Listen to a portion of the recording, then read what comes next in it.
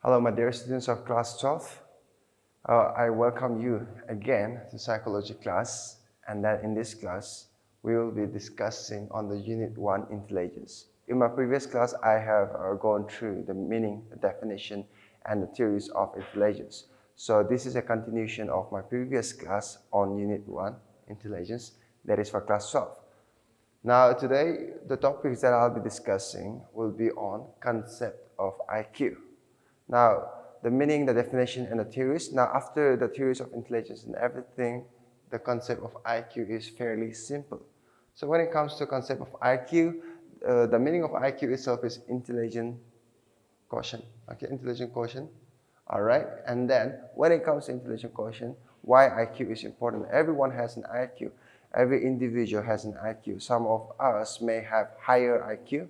Okay, and then some of us may have average IQ, and then at the same time, some of us may have lower IQ.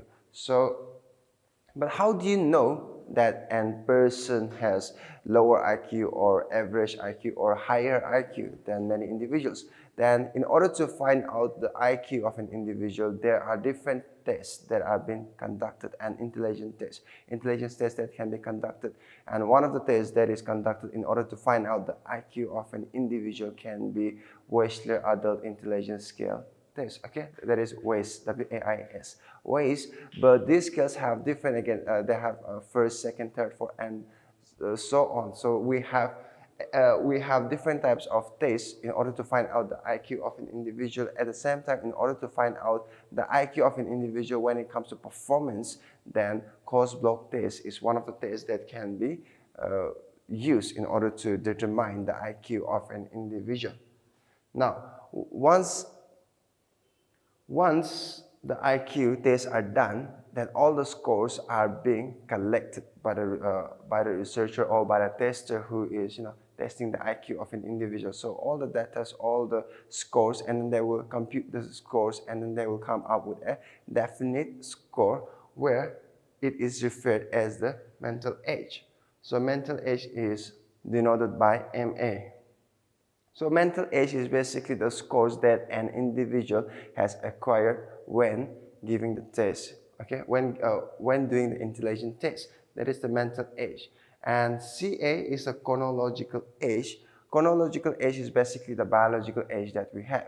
Now, when it comes to IQ, when it comes to testing the IQ of an individual, we will have to compute with the formula of MA, that is mental age, divided by CA, or it can be known as biological age, into 100. Okay. Now, please do not get confused. When it comes to CA, the highest chronological age, if an individual is above 16 or 17, 18, then it will always be under 16. It should be at 16. It should not be higher than that. It can be lower than that, but it cannot be higher than that. If a person who has a chronological age of 17 will also come when computing the IQ will come to 16. So 16, they are the limit of chronological age. When computing the IQ is 16. So let's take an example of this one, 15 divided by 10 into 100. Now when it comes to 15 divided by 10 into 100, basically the mental age, the score that the individual has got when doing the test of intelligence has come up to 15. So this is a score divided by 10 years. So that individual or the child is 10 years old into 100. Now when we divide it, 0, 0, we cut it off, and then 15 into 10 is equal to 150. So the score of intelligence quotient is basically 150. So the example is basically the IQ of an individual is 150, of the particular individual can be 150. It can also differ when we change the chronological age to 11. It can be different. It can come up to lower than this when the chronological age is higher than that, or 12 or 13. Okay, it can come lower than that. The IQ can come lower than this. All right, so this is the concept of IQ. Now, moving on to the next topic that I will be discussing in this class is on the types of intelligence tests. There are different types of intelligence tests that I'll be discussing, but these tests are employed in order to get the score of intelligence of an individual, to find out the intelligence of an individual. And at the same time, these tests are also used in order to find out the intelligence quotient, because the score is important to compute the mental age. So these are some of the tests that I'll be discussing. So the first one is individual tests and group tests.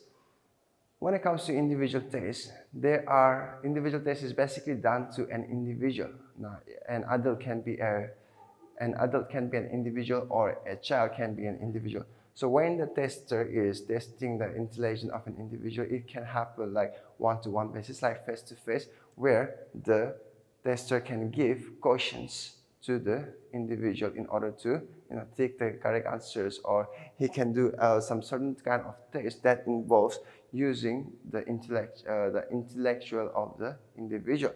So one of the examples for individual tests is basically Stanford-Binet test. So Stanford-Binet test is one of the examples used in individual tests. And when it comes to group test is basically the opposite of individual test, because in group test there are a number of individuals who are employed to do the testing. So it is not as individual to individual, but no, it's the tester and the group of individuals that need to do the test. So it's basically a group test is basically quite fast and quite quick than the individual test, because individual test is basically time consuming, but group test is less time consuming, and then the duration of time is also very less than individual test. One of the examples for group test is cognitive ability test. Okay, so this is one of the examples for group test. Now moving on to the next one, that is the verbal test and non-verbal test. So when it comes to verbal test is basically done from verbal. Okay, like you can talk to the individual in order to find out the intelligence of the individual. It can be done from one-to-one, face-to-face, and then they can ask questions through verbal. And then at the same time, the language is not eliminated. At the same time, in order to answer those questions, or in order to answer those tests, the individual can use pen, pencil in order to write also, because written form is also employed when it comes to verbal tests in order to answer those questions. But nonetheless, it is different from non-verbal tests, because in non-verbal tests, language is eliminated. It means that there is no verbal communication between the tester and the individual. So when it comes to non-verbal tests, the individual who is doing the test, it has to be in written form, and the answers or the questions to the answers should be in written form. So the examples for verbal test is verbal reasoning. So basically, the tester will ask questions, and then the individual has to answer verbally, or has to give a verbal reason, in verbal form. Okay. And when it comes to non-verbal test, the example is Raven's progressive metric non-verbal test. So this is a kind of test where the individual has to answer the question in a written form. So this is the difference between verbal test and non-verbal test as well. Now, after the non-verbal and verbal test, the next one is the performance test. So when it comes to performance test is basically in order to find out the performance or performance basis. Okay, it has to find out the intelligence of an individual on how he performs on things. When it comes to actions, when it comes to practicality, it has to find out the intelligence level of the individual. So performance test is basically some kind of test or some kind of performance test will be given, or some things need to be done, or some things need to be arranged by the individual. Okay, and when these tests are given to them, they will have to give answers in actions. They will have to arrange some things, or they will have to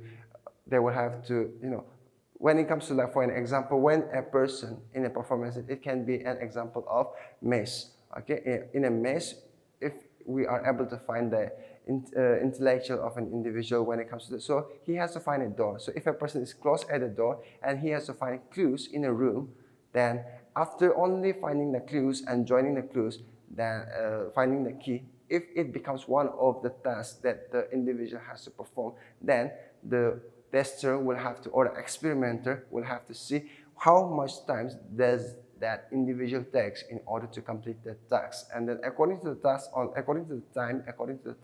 the points will be given, the scores will be given, and in that way, the examiner can find out the intelligence of the individual. Okay, so one of the examples for performance test is course block test. When it comes to course block test, there are a number of cubes or number of blocks that are presented to the individual or to the individual, and the examiner has to give a time limit to complete the task. So when it comes to task, a paper will be given, and in that paper, that particular figure will be given to the individual, and the individual has to arrange those blocks by looking at the picture or the figure, and they will have to arrange the blocks accordingly. And then the time taken in order to complete the task will be taken as information to give score to the individual. Okay, so that is the performance test, and one of the examples for performance test is course block test. Now the next or the last that we have in this unit is for the cultural fear and cultural bias. So this type of intelligence test is in order to find out the intellectual level of an individual according to the cultural. So when it comes to cultural fear, these tests are basically prejudicial in nature because they want to find out whether a person is prejudiced against a group of people who belongs to different groups or different cultures. So it's basically in-group and out-group as well. So when it comes to cultural fear tests are those kind of tests where the individuals have to answer without any bias, without any prejudice against other people or other group, against any other individuals or against any other group that belongs to different cultures or different tribes or different ethnicity. So cultural fear is basically a test in order to find out whether a person has prejudice against those people or against those group of people belonging to different culture or ethnicity. Cultural bias is basically quite opposite to cultural fear because cultural bias is basically focused to find out whether the people are biased to a culture or to a group of people who belong to another culture. So it's basically an in-group and out-group kind of basis. So cultural bias is focused on the prejudice of an individual against the other cultures or against other group of people belonging to different ethnicity or different race. So cultural bias and cultural fear is also one of the types of intelligence tests that I use in order to find out the intelligence of an individual. Now moving on to the last topic of the unit that we will be discussing in this class and on the syllabus that we have on intelligence will be the uses of intelligence tests. What are the uses of intelligence tests? The first one is very important, identifying students with disabilities. So when it comes to identifying students with disabilities, because some tests or some intelligence tests will be employed in order to find out whether a student is having disability deficiency, whether he has the mental power in order to study. Okay, so it is very important to identify students with disabilities, and intelligence tests are used in order to find out those kind of students. And at the same time, the second one is identifying students with special needs. When it comes to special needs, it's basically people who are suffering from genetical disorders or they are suffering from psychological disorders. And when it comes to this kind of people, special needs are needed. And then in order to find out those special needs in order to find out what kind of needs they need, then individual tests are very important to categorize those kind of people or those kind of children or those kind of students. So the second uses of intelligence tests is basically identifying students with special needs. The third one is identifying gifted and talented students. It is very important to find out what kind of students or what kind of individual has this higher intellectual test. So when they have higher intellectual skills or if they have higher IQ, in order to find out that, they will do a certain test, and then if their score is above 120, then those kind of students are taken into the category of gifted and talented. And for number 4 is basically for diagnostic purposes. For diagnostic purposes, intelligence tests are used in order to find out whether the child or the individual is having mental disabilities, in order to find out mental disabilities, if they have mental difficulties or if they are not, quite efficient intellectually in order to find out whether they are suffering from mental retardation. That is why intelligence test is important for diagnostic purposes. And the fifth one is establish a profile of cognitive skills.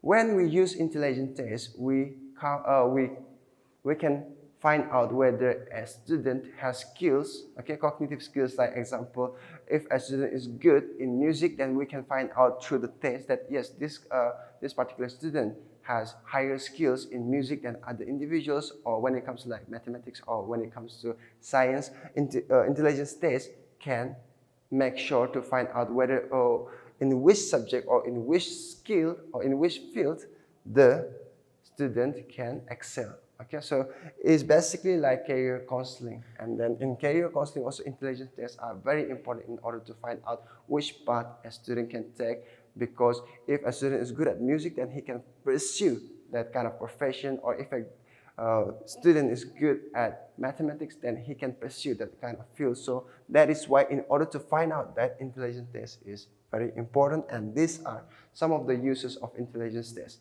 Now we have come to the end of our unit on Unit 1 Intelligence, and then to sum it up in brief, in my previous class I have discussed on the definition, meaning, and theories of intelligence tests, and some few pointers when it comes to the examinations or when it comes to the questions that you need to focus or you need to look out for is for Charles-Perman's two-factor theory. You will have to look out on the group factor theory, and as well as you will have to look out on a hierarchy theory. And then at the same time, you will have to focus on the uses of intelligence tests as well as the different types of intelligence tests. Thank you.